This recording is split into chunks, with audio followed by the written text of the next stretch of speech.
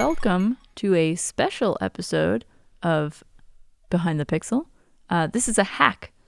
This is our first hack. This is our first hack. Hacky. So we should probably explain what a hack is. Hacky sack. That way, sure, hacky sacks. So hacks that we're going to provide, they're short-formed tips or tricks that you can use in your animated productions to really help improve your workflow over time. So we'll address whether these hacks are geared at any time towards a marketer or towards a creative or to both, because sometimes that might call for it. Yeah. So these are short form, so let's just jump right into the content. Our very first hack is tips for working with scratch tracks. Scratch tracks. It's hard to say three times fast. Scratch. Wicka, wicka, wicka. Yeah.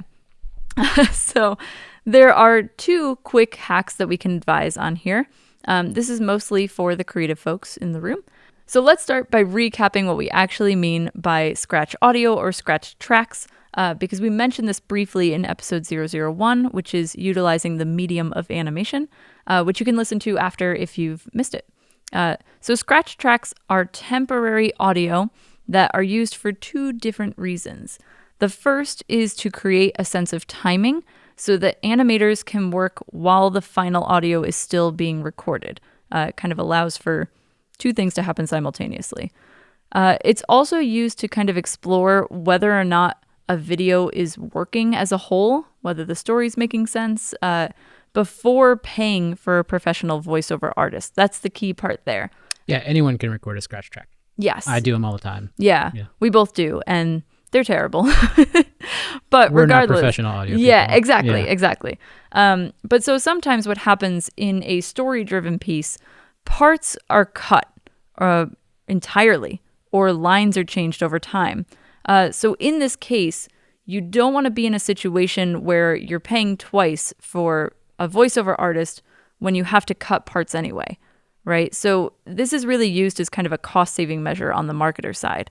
Yeah, the bigger cost, I think, comes when you have to change a line. Yes. And you have to repay that artist for whatever reason. You changed some words or you're just not saying the right thing.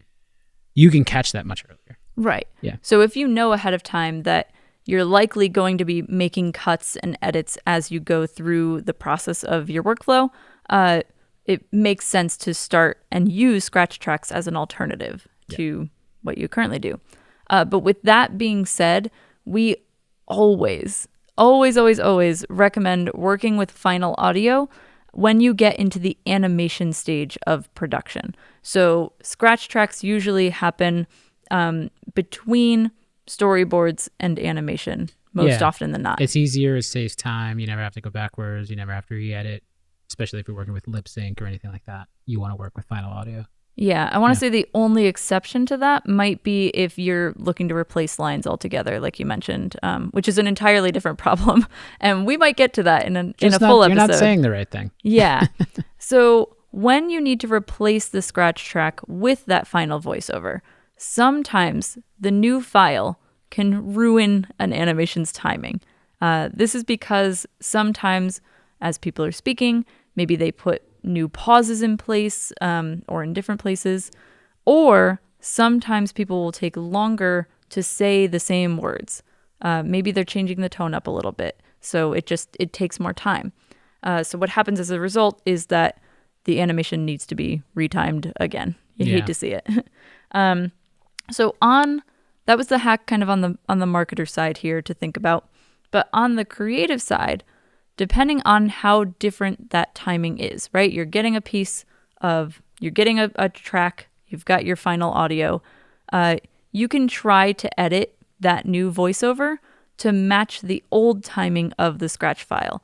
So maybe my voiceover art that I did that was terrible still gives a sense of a timing and pacing that works pretty well for the piece as a whole. And the voiceover artist can try to match that old timing a little bit. But in the event that they don't match it exactly, you can still go in as a creative and edit that a little bit to make it as clear as possible. So as a creative, you're going to go in, edit the new voiceover, match old timing. Yeah. And we've done it kind of a number of times now. I've done it. I do it all the time. Yeah, it saves a ton of work in the long run because you don't need to actually touch the animation or retime the animation at all. So the animation has a ton of keys. It has a ton of things in it, data that you have to move or slide. And there are some tools to make that easier, but oftentimes it doesn't work out the way you want it to. So it just takes time to retime. Right. But of course, though, with that, there's a caveat because sometimes it's impossible to fix everything just from trying to edit in the audio. So you can try using markers in your timeline if you're using any Adobe package, if you want to explain that a little further. Yeah, in any Adobe package, you can usually you can hit M or the star key. We'll set a marker within that piece of audio, and you can, when you export, make sure you're just exporting metadata.